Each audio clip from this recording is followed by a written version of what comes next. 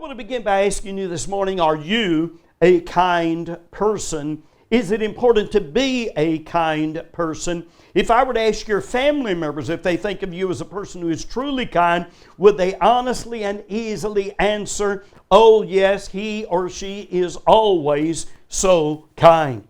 In the morning, earlier hour this morning, I told a story from Dr. Bill Rice, and I'm going to have another story from his life right here. In his book, More Thrilling Western Stories, he told my favorite of all of his stories. He said, my folks died when I was in my early teens.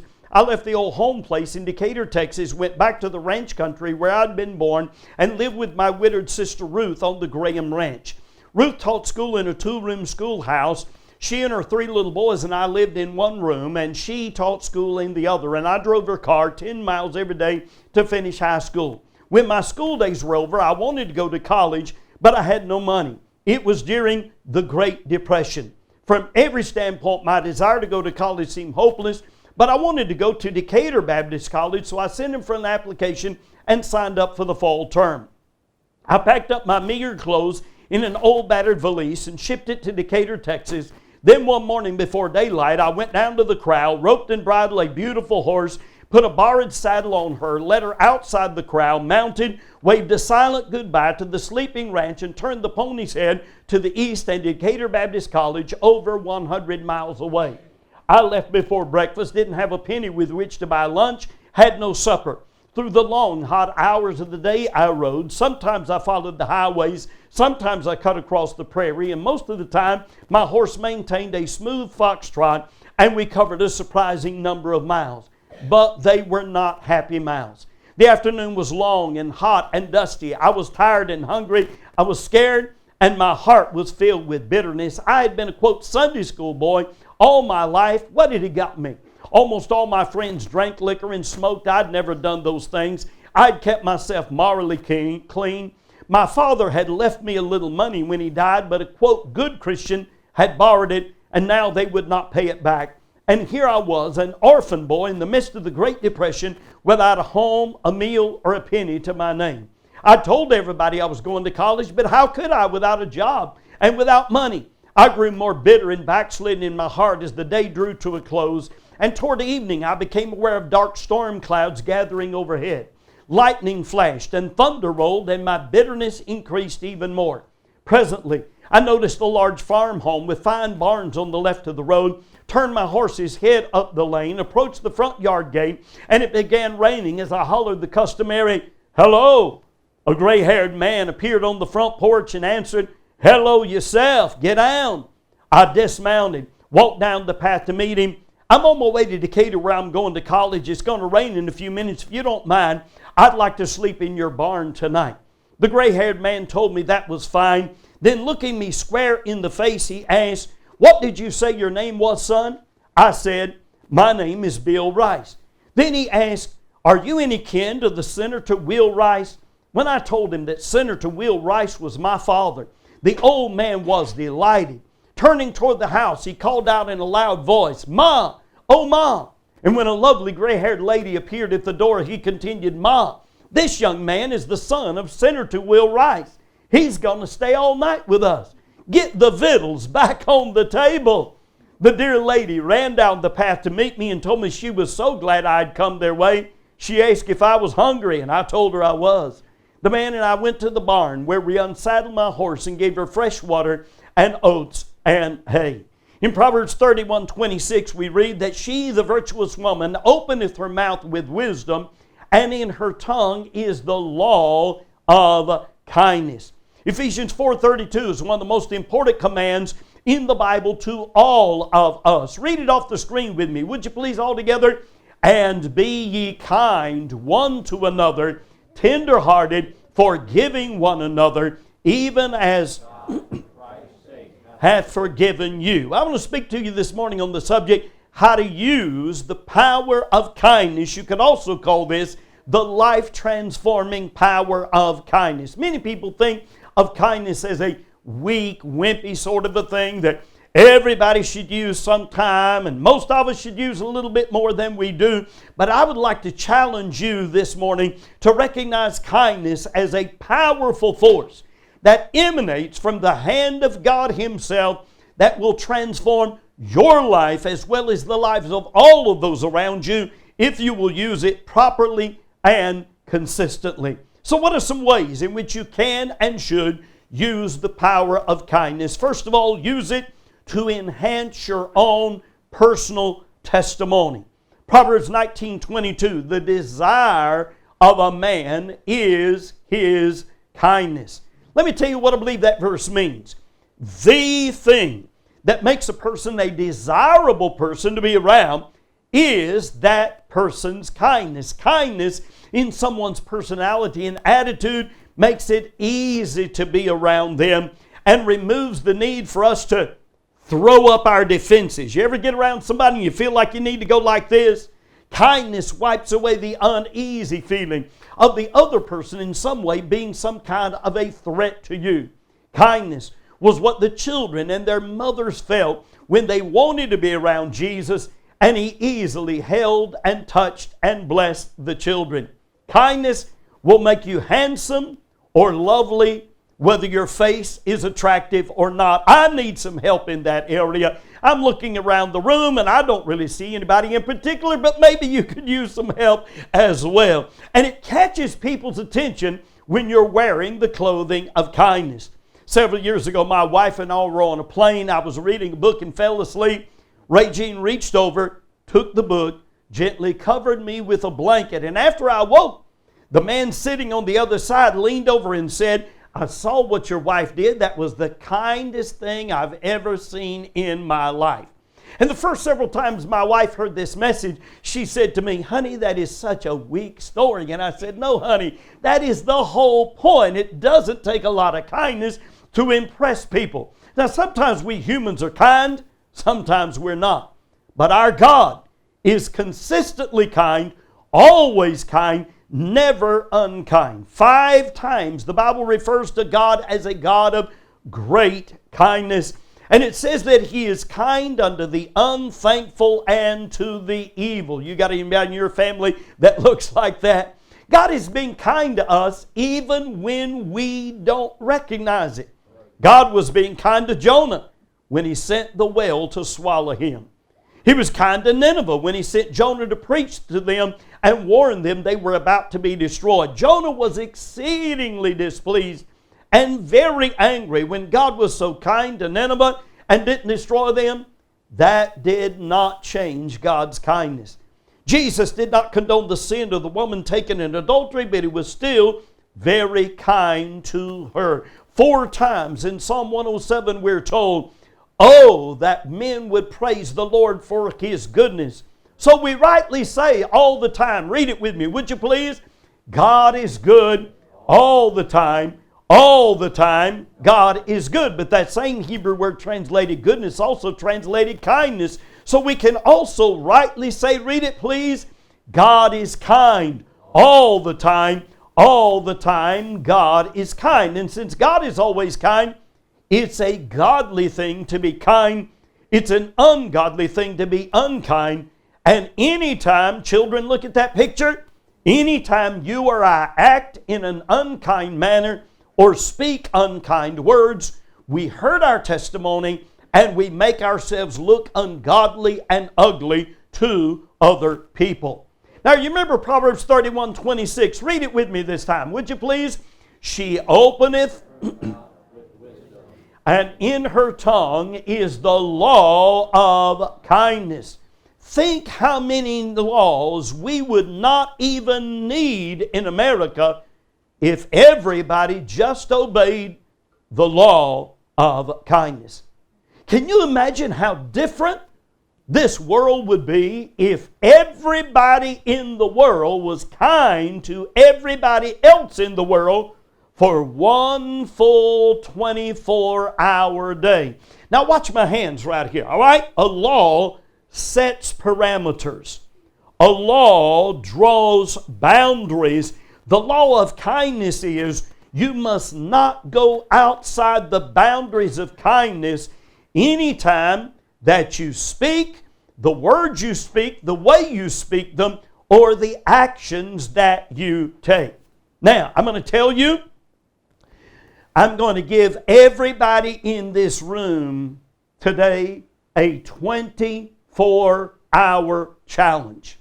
I will be done speaking right about 12:15, all right? And when I finish speaking, I'm going to give everybody in this room a chance to respond. I'm going to give you a 24-hour challenge that for 24 hours straight, you will think before you speak, so that every word you say and the way you say them is nothing but kind for 24 hours straight. Read it off the screen, please, everybody. If I'm going to obey the law of kindness, then my words must be kind, and the way I say them must be kind. So, I'm going to challenge you to not break the law of kindness in any way for one full 24-hour period. And if you do, ask God to forgive you. Start again. Do it until it becomes a habit ingrained in your mind and in your soul. The picture on the screen is the first time I gave this message almost 3 years ago now in Big Sandy, Texas at a conference there. That's me on the platform up there. And these three boys, I'm shocked that we actually got a picture of them. But those three boys were sitting in the back of the auditorium listening. Their mother came up to me at the table the next day. She said to me, Brother Davis, could I share with you a testimony of what happened after you gave the kindness message last night? I said, yes, ma'am, I'd love to hear it. She said, well, my three little boys were sitting in the back of the auditorium, and they heard you speaking, and it really made an impact on them. And they came up to me after the service, and they said, Mom, we have decided that beginning at midnight tonight, we are going to be nothing but kind to each other for 24 hours straight. She said, boys, that's wonderful. I'm so glad to hear it. She said, we were up really late last night. And she said, at 12:01 a.m., I heard the boys in the other room, and they were fighting. She said, I walked in and I said, boys, I thought you were going to be nothing but kind to each other for 24 hours straight, starting at midnight. She said, they looked at me and they said, Mom, this is harder than we thought it was going to be. Here's what you have to do continually over and over. You have to do an instant replay in your mind. Those words I just said to my wife, were they kind? Was the tone of my voice kind? Was the way I said them kind? How would I feel if she spoke to me with the same words or the same tone of voice? Those words I just said to my husband, was the tone of my voice kind? How would I feel if he spoke to me the same way? Those words I just said to my son or my daughter, those words I just said to my brother or my sister, were they kind words? Was the way I said them kind? How would I feel if they spoke to me that way? Now, our problem is this, folks. So many of us have broken the law of kindness so many times that it's like running a stop sign. So many times you just run it and don't even notice that you ran it. May I ask you, are you kind? I know the picture's coming up. I love this next one. Are you kind when you're on the telephone? All right? Are your Facebook posts kind?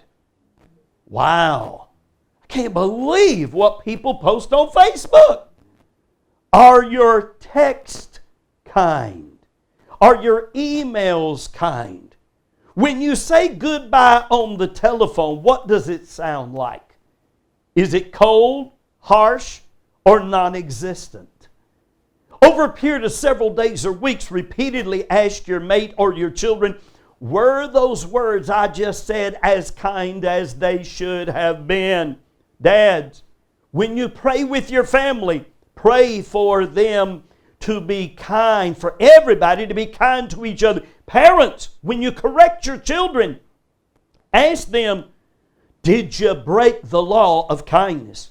Or say this, now somebody broke the law of kindness here, or we wouldn't have had this problem. Who broke the law of kindness? Now please understand me here.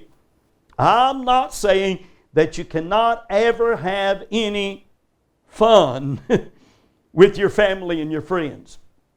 But you have to make sure that the fun you have doesn't break the law of kindness. Sometimes a little teasing can add a touch of spice to life that actually draws you closer to other people. Some of my children and grandchildren were at our house. We were having pizza with jalapeno slices on top of it. How many of y'all like that? Let me see your hands. Oh, yeah. Oh, my good company. I don't believe that many people in a room this size. Typically, the percentage is way low, but man, it's almost half of this crowd.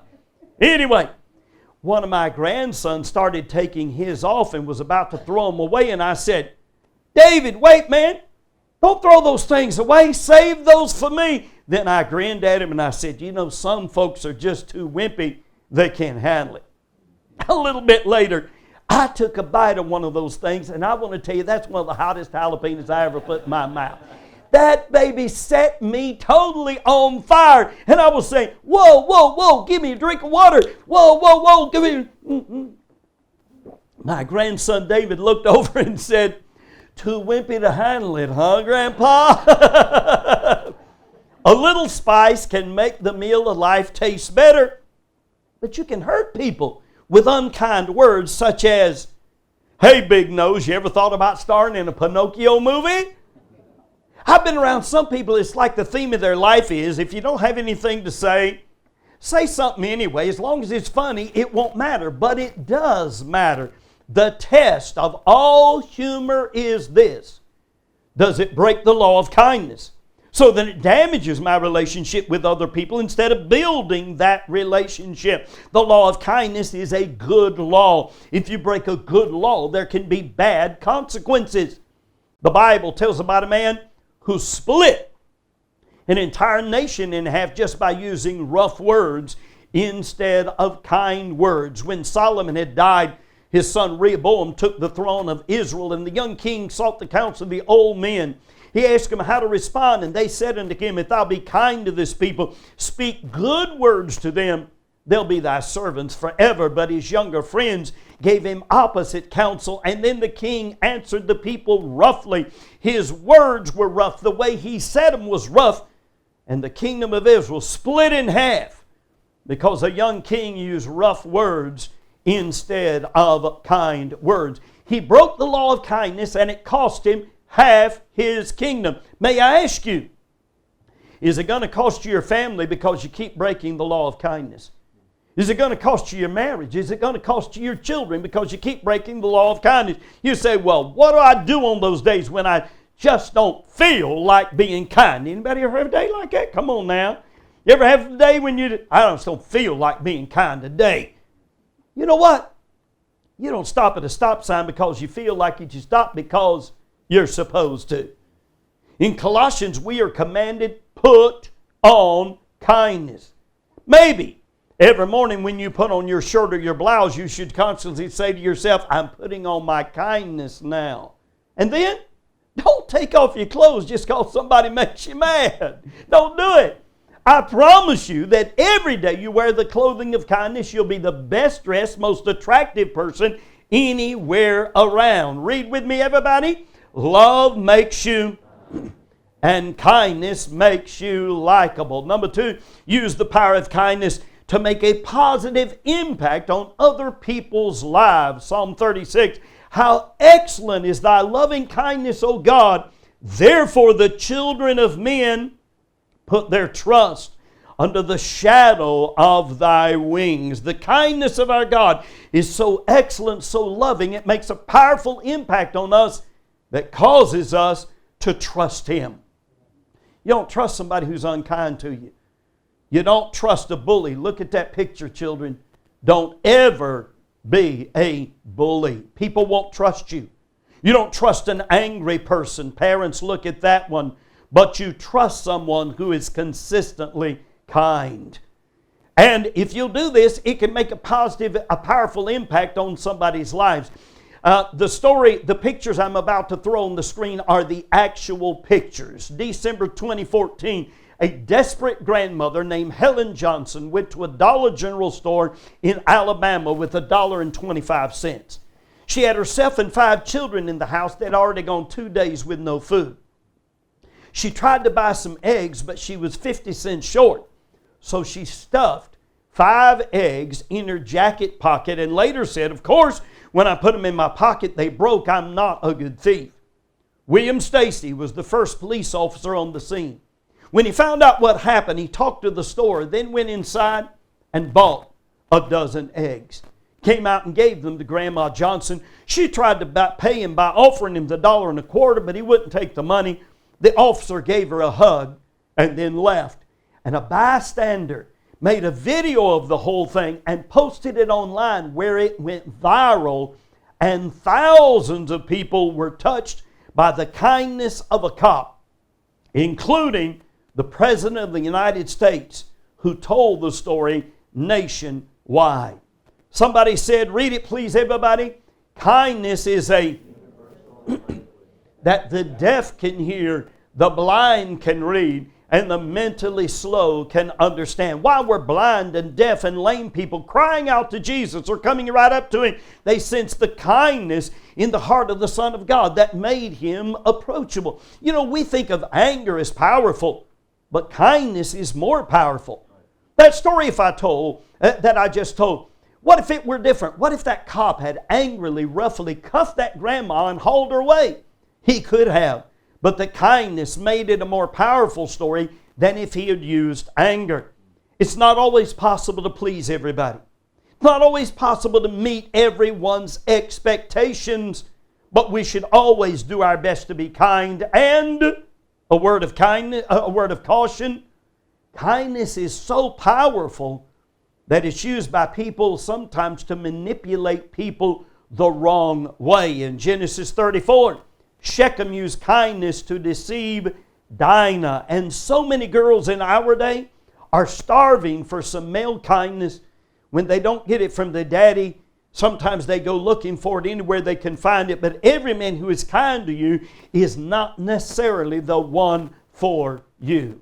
Number 3, use the power of kindness to solve or prevent family problems. The only mention in the Bible of the law of kindness is in that passage that tells about the virtuous woman's relationship with her husband and her children. And there's probably no other area where consistent kindness is as badly needed as it is in the home. Some men say they love their wives and tell them they love her, but if you say to her, darling, I love you, and then 5 minutes later you do or say something unkind to her, your actions will cancel out your words. The opposite of kindness is unkindness. The opposite of love is hate. So anytime we're unkind, we communicate hatred. My family and I were in a buffet restaurant where they have one of those big chocolate dessert fountains. Y'all know what I'm talking about? I'm trying to make you hungry right now, in case you're wondering. We were wisely or unwisely sitting close to that fountain. Just in case you're wondering, I like to sit close to those. Even though I'm allergic to dark chocolate, at least I can dream about it, okay? Anyway, I heard a commotion and looked up to see a mother confront her 8 or 9-year-old daughter who had chocolate on her face and hands. And the mother started screaming at her so loudly, almost everybody in the restaurant could have heard her, "Get in that bathroom and wash that chocolate off your face now!" My mind immediately did 2 things. First of all, I look forward just a few years to when that little girl will be a teenager. I can see her in trouble, and the mother opens her mouth and screams again, and the girl just walks away and does whatever she wants to do. Dad and Mom, it's not the chocolate on the face and the hands. Today, it'll be chocolate. Tomorrow, it'll be something completely different. It is your response to it. And then I thought of how that girl could have handled that situation. You know what she could have done? She could have gotten down on one knee, taken the little girl by the elbows. I'm not sure there was another way to do it. You know? Looked her in the eyes. Parents, you are not communicating with your children if you're not looking them in the eyes and having them look you in the eyes. I see parents who scream at their children all day long. You will save yourself an enormous amount of time if you will look them in the eyes. And it's even better if you can be on their level when you look them in the eyes. And then she could have said, honey, we've got a little problem, don't we? And Mommy's going to go with you. We're going to get you cleaned up. And when you come back out, you don't go to that chocolate fountain without Mommy being with you. Say, yes, ma'am, Mommy. Yes, ma'am, Mommy. Okay, let's go take care of this problem. And that situation could have been resolved so much better than the anger and the screaming in front of everybody, embarrassing the child, hurting the child's feelings. And, you know, so many homes have been filled with unkindness for so many generations. We just keep passing the unkindness on to our children and grandchildren and great-grandchildren. Read this statement, would you please, everybody? The test. You know what I mean by that? I was in Arkansas. I had given my key message on parenting, the 3 key elements of successful parenting. The pastor came up to me after the service, had his dad standing there with him, and he said, could I tell you why my brother and I have always admired and respected our dad? And I said, sure. He said, when we were little boys, my dad was in the driveway washing his car by dipping a sponge in and out of a bucket. You know, I've got you blocked off from being able to see, I think this boy right here is having trouble seeing my screen. Let me back up a little bit here, all right? Especially children like watching the pictures, and you're really going to like watching these pictures. All right? My dad was in the driveway washing his car by dipping a sponge in and out of a bucket of soapy water, and Mom called Dad into the house for something. When Dad came out of the house, my brother had decided he was going to help Daddy wash the car, but he didn't use a sponge. He was using steel wool. He was dipping the steel wool in the soapy water, washing the side of Dad's car with steel wool. Now, Dad, stop and ask yourself right now, what would have been my response to that?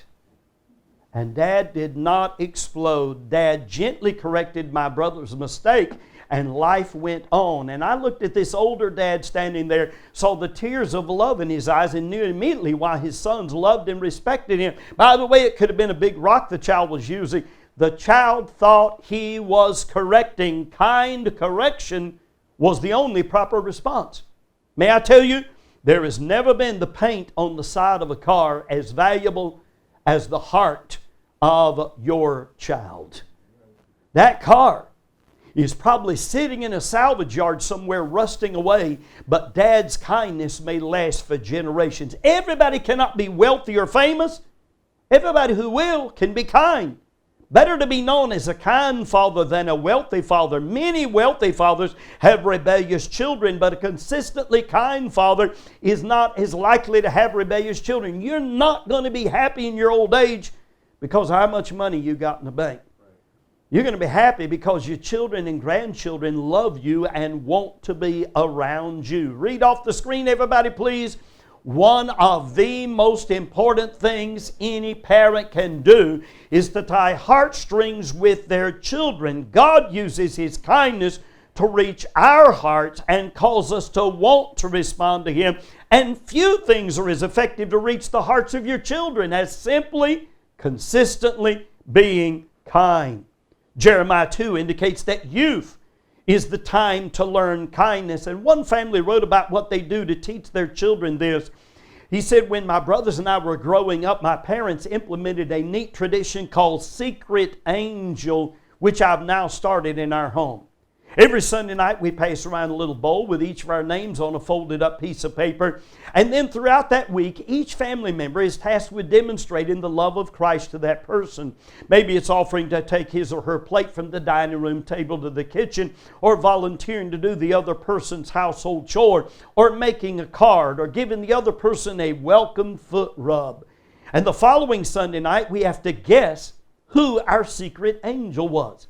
And the trick is to be so kind to so many family members that everybody thinks you were their secret angel. And when we catch somebody in the act of being kind, we jokingly ask, "Are you my secret angel?"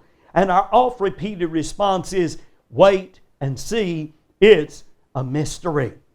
Number 4, use the power of kindness as a weapon to defeat bitterness, anger, envy, and vengeance. I gave this message in December in a ladies' prison right outside of Lincoln, Illinois. I had 400 ladies. I gave this message. You would not believe the response these ladies gave to this message. It was like wow. And I stopped right here at this point and I said, ladies, I understand you're not allowed to have any weapons in here. And everybody, oh, yeah. I mean, they responded. The whole crowd, oh, are you ever right? Boy, are you ever right? And I said, this is a weapon they will never find. This is a weapon that you can use. And if you will use it, nobody can take it away from you. One of the kindest people in the Bible was the widow lady named Ruth. 3 ladies in the book of Ruth had all lost their husbands, but Naomi had lost her husband and both of her sons. Ruth stayed with bitter mother-in-law Naomi while sister-in-law Orpah walked away. And Ruth's kindness brought out kindness in kinsman Boaz. And Naomi said to her daughter-in-law, blessed be he, the Lord, who hath not left off his kindness to the living and to the dead. God not only used Ruth's kindness as an antidote for the poison of Naomi's bitterness, He also used the kindness of Ruth to properly catch the eye of Boaz, who shortly thereafter went to the gate of the city and contracted to marry Ruth. Boaz said, blessed be thou the Lord, my daughter, for thou showed more kindness in the latter end than at the beginning. Ruth just kept being more and more kind as the story progressed. When you're dealing with people who are having problems, you don't give up being kind. You increase the level of your kindness. Over 40 years ago now, as a young pastor, I got a telephone call that a single mother had just lost her teenage daughter in a terrible car accident. That teenage girl was her mother's whole life. And I preached the funeral and tried to comfort the mother. She would not be comforted. I remember visiting her after the funeral. She was so bitter, angry, and harsh. I thought she didn't want me around, so I didn't go back. A couple of years went by. One day I was out going door to door witnessing to people and was surprised to have this lady answer the door of the house I had just knocked on. We chatted for a little while, and then she leveled both barrels at me. She looked at me and she was relentless, angry.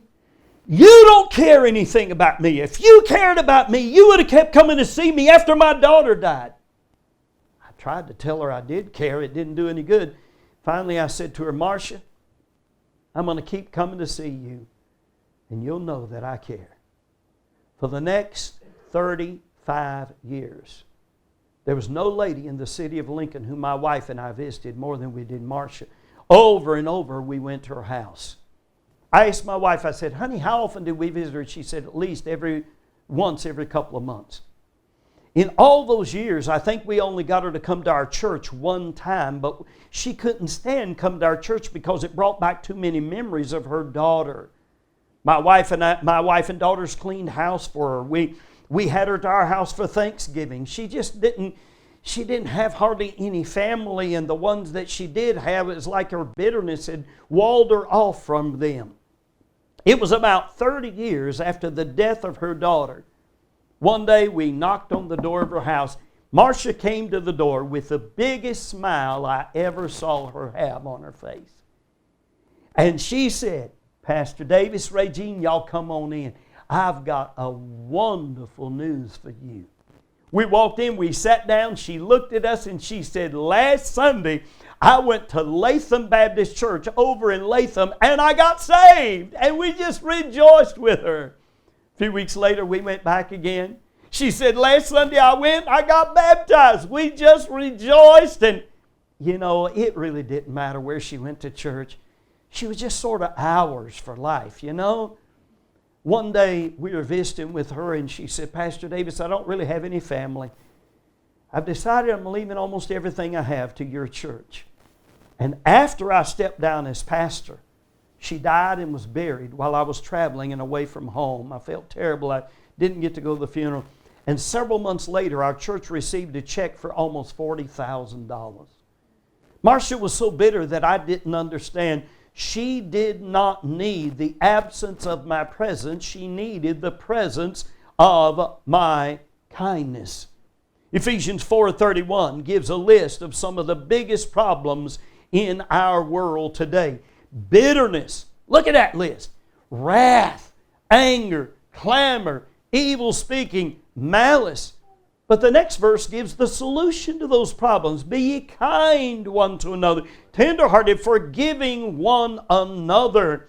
And by the way, would you look at that verse? Everybody look at the screen. Everybody look at the screen. Everybody in this room is either living in verse 31 or you're living in verse 32. If I ask your husband or wife which verse you're in most, what would they say to me? If I ask your parents, if I ask your children, which verse are you living in? If I ask the people that you work around, which verse do you live in? What would they say to me? Now, I sing this little, I wrote a tune to this. Be kind one to another, tender-hearted, forgiving one another, even as God for Christ's sake hath forgiven you. And I walk with my little grandchildren and I sing that song all the time. Yet, I'll explain this tonight. They get my anger series and they watch the anger series and they deal with their anger. But what you really need to do is you need to pray, God, help me to be kind with my words, my attitudes, and my actions. You can be firm and still be kind. You cannot be furious and still be kind. Let the righteous smite me. It shall be a kindness. I thank God for all the times in my life when I was reproved because I needed it. But I especially am grateful those times when somebody did it with some kindness. The spoonful of sugar, the kindness helped the medicine, the reproof, to go down. There's a world of difference between kind reproof and caustic reproof. Kindness is not indulgence. It's not always giving people what they want. It's giving them what they need. It's not unkind to discipline a child. It's just unkind to do it with any kind of anger whatsoever. How did God conquer our hard hearts? He conquered it with His goodness and His kindness. Romans chapter 2 verse 4. Despisest thou the riches of God's goodness and forbearance and longsuffering, knowing not that the goodness of God leadeth thee to repentance. And that's the same word for kind. God is so good. God is so kind to everybody all the time. Even when they're sinning against Him. Even when they're claiming He doesn't exist, or they're claiming that He's not good. How in the world how do you reject the kindness of God when He's so good to you all the time? Titus 3 describes how God's kindness conquers our malice, our envy, and our hatred. Somebody put it like this. Read it, please. No. Now I want you to read my points with me out loud, and I'll give you the last one and we'll wind this up, all right? Read it, please, everybody. Use the power of kindness to enhance your own personal testimony. Number 2, use the other people's lives. Number 3, use the power of kindness to solve or prevent family problems. Number 4, use the power of kindness as a weapon to defeat bitterness, anger, envy, and vengeance. And number 5, use the power of kindness to repay kindness is shown to you. I'm amazed at how much the Bible talks about this. In Genesis 40, Joseph had been sold by his brothers into slavery and was sitting in an Egyptian prison. And Pharaoh's butler and baker were also there. And Joseph interpreted their dreams and then said to the butler, "But think on me when it should be well with thee, and show kindness unto me. Make mention of me to Pharaoh. Bring me out of this house." The butler was restored, but then he forgot all about Joseph. And you and I have to remember, just because somebody forgets us doesn't mean that God has forgotten us. In the next chapter, Pharaoh had a dream, and when no one in the kingdom could interpret it, the butler said, I do remember my faults this day. It is a fault if someone does something significant for you and you do not repay your debt of kindness to that person. So the butler told Pharaoh about Joseph, and Pharaoh sent and brought Joseph out of prison. Joseph interpreted his dream, and Joseph wound up as a prince over the entire land of Egypt. One of the biggest and most important things you'll do in life is to repay kindness is done to you. My wife and I were sitting at this restaurant in Gaffney, South Carolina. That's the place where I was born and raised and spent the first 20 years of my life. I looked a few tables over and I saw Vernon Mullinax sitting there with his wife eating a meal, and remembered immediately that he was one of my dad's best friends. And my next thought was that Proverbs says, thine own friend and thy father's friend forsake not. Wow, God has given me an opportunity to be a friend to my dad's friend. My dad had gone to heaven about 20 years earlier. Not many of my dad's friends were still alive. I called the waitress over and I said, ma'am, I would like the ticket for that table over there. And ma'am, I'm going to pay both tables and make sure you get a good tip for both tables, so I don't want you to worry about that. So, sometimes Christians have to choose between frugality and generosity. When you're in a spot like that, if you can, you always choose generosity. You'll have a better testimony for that. Anyway, I paid for the meal. And then we got done eating, and I went over, and Brother Vernon recognized me right away. Brother Davis, what you up to? And I said, Brother Vernon, I just want to tell you before I go. I said, we paid for your meal. The tip's taken care of. It's all taken care of. He said, Brother Davis, why did you do that? And I said, Brother Vernon, you were a friend to my daddy. And my Bible says, thy father's friend and thine own friend and thy father's friend forsake not. And y'all went places together. You did all kinds of things together. Thank you for Brother Vernon for being a friend to my daddy. And I gave him a big hug there, and left there with a heart so full of blessing that I didn't even notice I didn't have as much money as I went in there with. Stephen Grellet, American missionary born in 1773 from Pennsylvania, was credited with having made one of the most famous statements of all time. Read it with me off the screen, would you please? I expect to pass through this world but once. Any good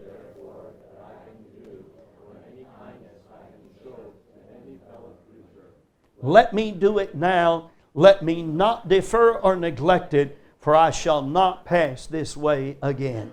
After David killed Goliath, David and Jonathan became best friends. Years later, with Saul and Jonathan both having died on the battlefield, David was king of Israel, remembering his friendship with Jonathan, and said, is there yet any that is left of the house of Saul, that I may show him kindness for Jonathan's sake? They called Ziba. And the king said, is there yet any of the house of Saul, that I may show the kindness of God unto him? And Ziba said unto the king, Jonathan hath yet a son, which is lame on his feet.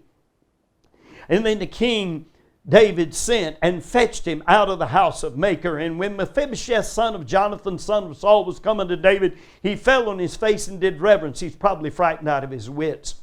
And David said, Mephibosheth, and he answered, behold thy servant.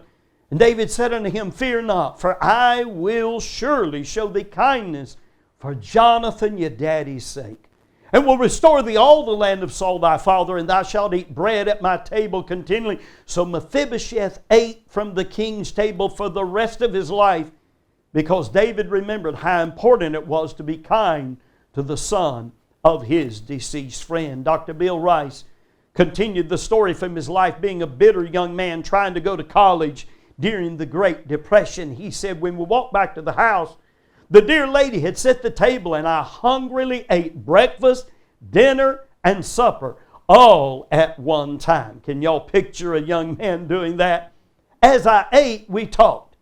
When I finished my meal, they excused themselves and they put down springs and mattresses on the front porch, and the old man said, Bill, you need to get to bed. You got a hard ride ahead of you tomorrow. And when I told him I would go to the barn to sleep, he said, oh no, the son of Will Rice will have the best bed in this house. Ma and I feel it will be pleasant for us to sleep on the front porch. Then this gray-haired rancher and his wife knelt on the front porch, and in the moonlight he lifted his head and prayed, and I fell to my backslidden knees as he prayed for me to have a good night's rest and be glad I'd stopped to spend the night with them.